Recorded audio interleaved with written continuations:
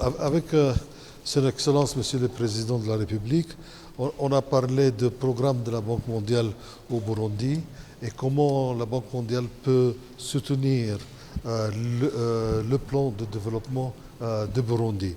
Comme vous savez, nous, la Banque mondiale, nous avons notre vocation, c'est le développement économique et la lutte contre la pauvreté.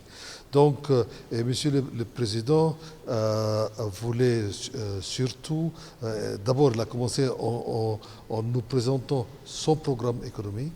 Et l'objectif essentiel, c'est la création d'emplois pour les jeunes et améliorer la vie des Burundais, le développement de l'agriculture et de l'élevage, mais aussi la création de richesses.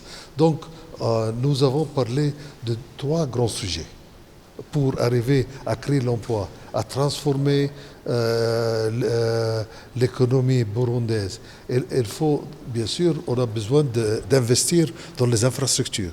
Ça, c'est le premier grand sujet que nous avons abordé.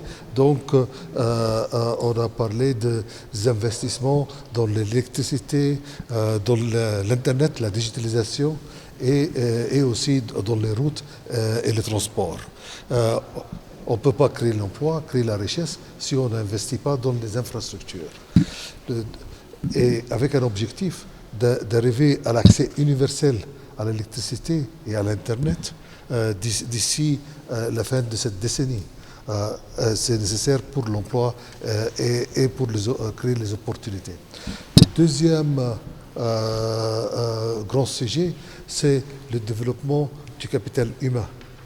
C'est investir, on a parlé de l'éducation, investir dans l'éducation, dans la santé, mais aussi et surtout l'autonomisation des femmes et l'importance de l'autonomisation des femmes burundaises pour le développement humain, pour assurer la bonne nutrition pour les enfants, lutter contre le retard de croissance. Donc ça, c'est le deuxième grand sujet que nous avons abordé, c'est les investissements dans le capital humain, la santé, l'éducation, aussi la protection sociale et surtout l'autonomisation des femmes. Le troisième grand sujet qui est nécessaire, c'est aussi la bonne gouvernance économique et la gestion de la macroéconomique du pays.